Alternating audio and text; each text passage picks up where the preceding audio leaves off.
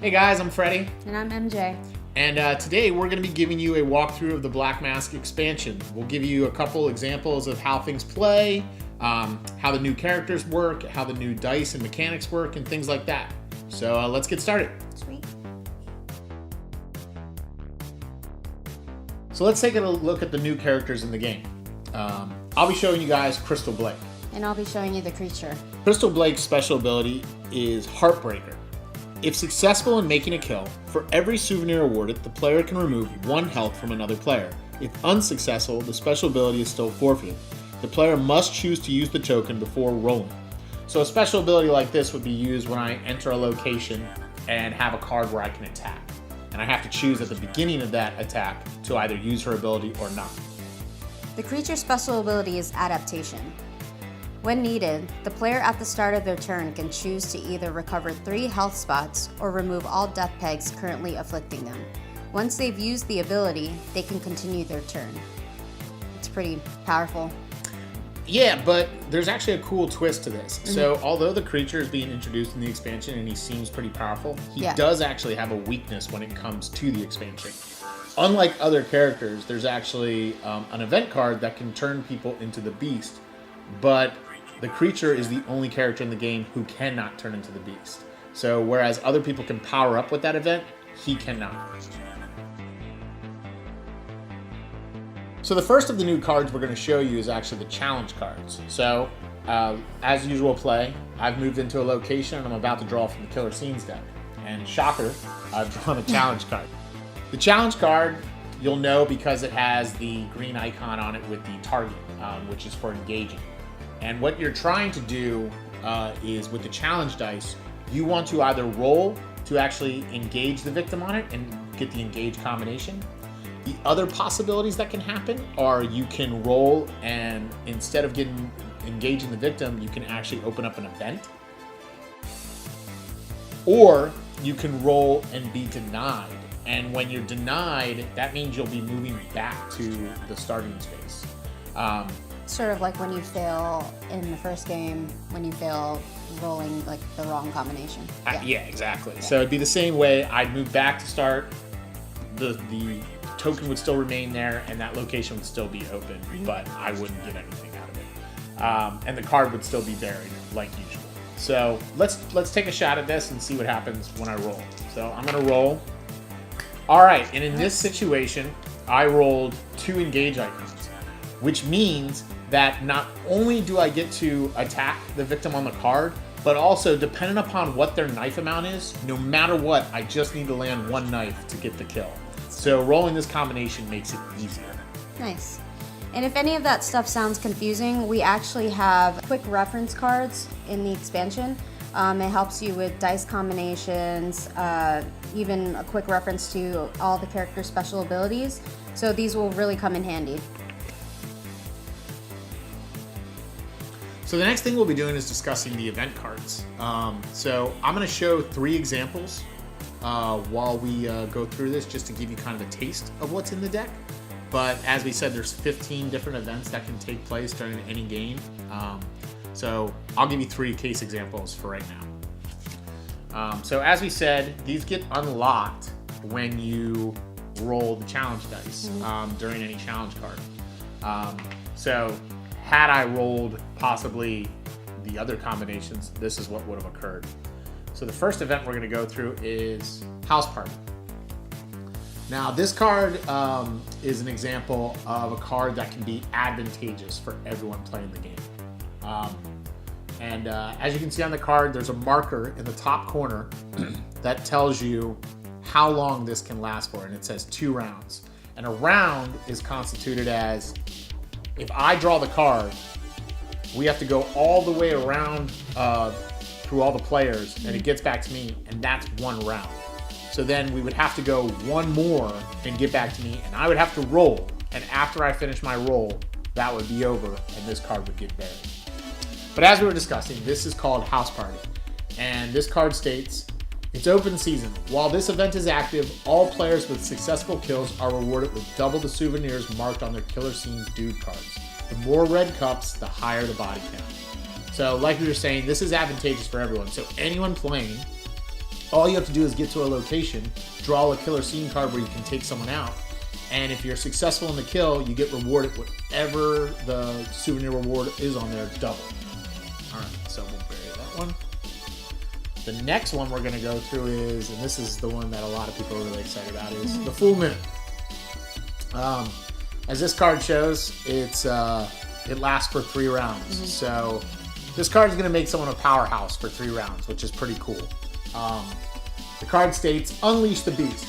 Player who draws this event becomes the Beast. While the event is active, all knives rolled by the player during attacks and brawls count as double, and all movement with the red dice is double. Avoid silver, it's fatal. So the first thing you do is if you draw this card, is you would replace your character with the Beast token. So you put him in the game, and he's huge, so there's no way you're possibly going to miss him. He's awesome. But as the card states, while playing as him, all your moves are going to count as double. So anything you roll is double. And anytime you get into a brawl or an attack, anything you roll knife-wise is going to be double the amount. So it's going to be a lot easier to make kills, and it's going to be a lot easier to kick the shit out of anyone playing the game. So that's great for everyone. But there is a downside to this card, and it's, as it says in the cute little note at the bottom, avoid silver, it's fatal.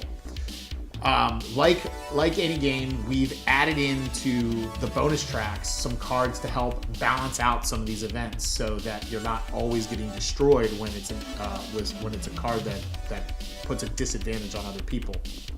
So in this case, we have a Silver Bullet card, and the Silver Bullet bonus track gives that person the ability to kill the wolf, or the beast. So what you have to do is, if you get that bonus track, you can hunt down the person in the game, get into a brawl with them, and immediately take them out. So as much as this makes you a powerhouse, it also makes you open to be killed. Whether you have 6 health, whether you have 1 health, that Silver Bullet will end your game. Right. All right. So the last of the examples we're going to show is a location-specific card when it comes to events. This one's called Quarantine, and as you can see on the card, it has an infinite symbol where the rounds is, and that's because it lasts the rest of the game, unless you have a bonus track that can do it. The card's called Quarantine, and it says, No one lives. Anyone located inside Tall Oaks Hospital loses 2 health and replaces them with 2 death pegs. The player also returns to the nearest starting point. This location is now closed for the rest of the game. Cover location with card for the rest of the game. So what you would do is you would remove the souvenir or scene token from that location, and you would cover that location. And now this location is no longer open for the rest of the game. So now you're just down to 11 locations. So as cards like these happen that can close location, and there's 3 in the deck, it's going to limit your ability to make kills, and it's going to make rounds go faster in terms of the amount of locations that need to be cleared before you restock and restock. So it'll also, depending upon what location is closed, it might take away the advantage of trying to make constant kills in the middle and break up that ability to just keep doing a streak. And so those are some good examples of how the event cards in the game will work. Yeah, I mean, it's a great example of making the whole game kind of cooperative, advantageous for everyone, or, kind of ruining everyone's game. Yeah. Yeah. There's definitely some cards where you'll work together. There's definitely some cards that'll help one person, and there's definitely cards that can help everyone or screw everyone over. Yeah. So another card that we're going to talk about are the death cards. This is a card that you draw when you land in a location, and you could draw it from the Killer Scenes Dude deck. So there are 4 of them in the game. Each of them need a certain kind of combination, usually involving all 5 dice, the regular dice and the challenge dice, or some of them actually need a souvenir to be sacrificed. And so, for instance, on this card, you would need a knife, a pentagram, and the engage icon. So after I rolled the combination on this card, I successfully defeated it, and I would just bury it. And then on my next turn, I'd still be in the location and would be able to just draw another card from the Killer Scenes Dude deck and hopefully go for an attack. Now there's downside to these cards. So had she been unsuccessful and not rolled the combination on the card, what would then take place is she would lose the health that's notated in the top, which would be -2. Yep, so I'm gonna take these out. But not only would she lose the health notated, she would then put in 2 death pegs. Now what these constitute is that she cannot heal those areas. Right. So if you start getting a lot of death pegs, you're never going to be able to really get back a lot of energy. So this is going to make it really complicated for some people. And you cannot heal these with the rejuvenation station. These can only be healed with certain abilities and certain bonus tracks. Right. She would also need to move her character back to the starting location, and then she would grab the death token that matches this card's color and put it in the location.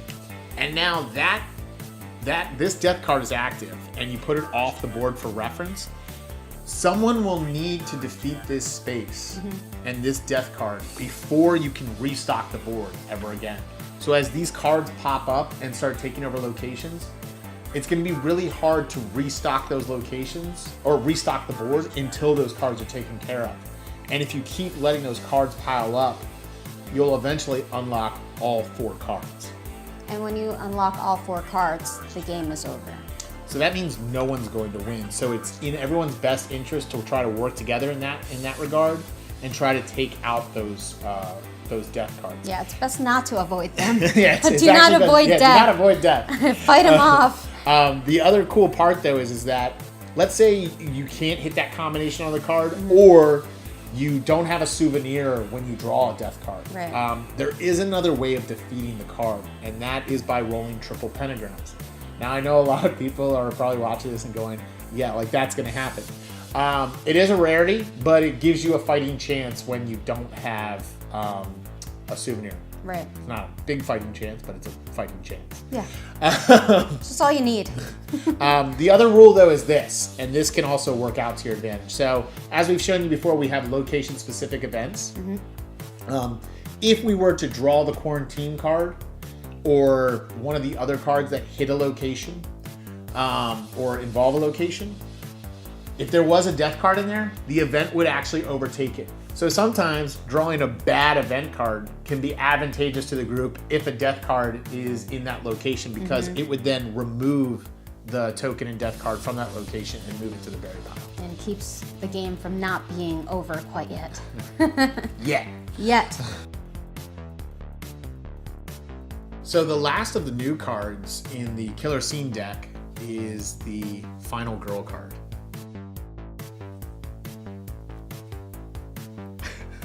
And the way this card is actually pretty simple, but kind of like the Survivor card, there are specific rules that go with just this one card. But in this instance, it's pretty simple. You just need to roll the amount of knives it takes to kill her, which would be 2. And if you roll that, you get 1 souvenir. And I know that sounds like not a great reward, but it's better than the alternative, which is if you don't kill her, she immediately kills you. Yeah. It doesn't matter if you have 6 health. It doesn't matter if you have 1 health. You are dead. And in this instance, it's a little different than the other times when you die. Usually when you die, you can resurrect yourself and all your stuff that you have with you is still with you. In this case, if you resurrect yourself or have anything to bring yourself back, you do not get brought back with all the items or tokens you originally had, including your special ability token. All of it gets taken away. It's all fresh. So, fresh start. So it's literally a fresh start. And again, we actually have this reference on the reference cards. So if you draw the card instead of going into the rule book, you could just quickly check your reference card and see what exactly happens with this card. And it's also Survivor's also on there, right? Yep, Survivor card's on here too. So yeah, these cards are definitely going to come in handy because I know a lot of people from time to time have trouble remembering all the rules. So combinations, special abilities, and all those things are right all on right here. So that's going to do it for the walkthrough of the Black Masque Expansion. We hope this has been pretty informative for you guys. If you have any questions concerning how it plays or need help with anything or anything clarified, visit mixtapemassacre.com and go to the FAQ section. We're always updating that with the latest questions, and we're always making sure that you have the clearest answers on there.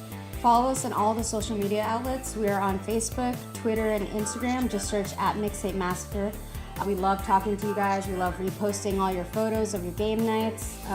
Just hit us up. We're also on YouTube, so please subscribe. We're always updating our channel with new videos. And if you guys are looking for a soundtrack for your game nights, don't forget that we do have a Spotify playlist dedicated to the game. We're always updating it, and we've even added more stuff to it now with the expansion. So definitely go check that out and follow along. Other than that, that's going to do it for us. So, enjoy the Black Masque Expansion, and we've got more coming for you. See ya.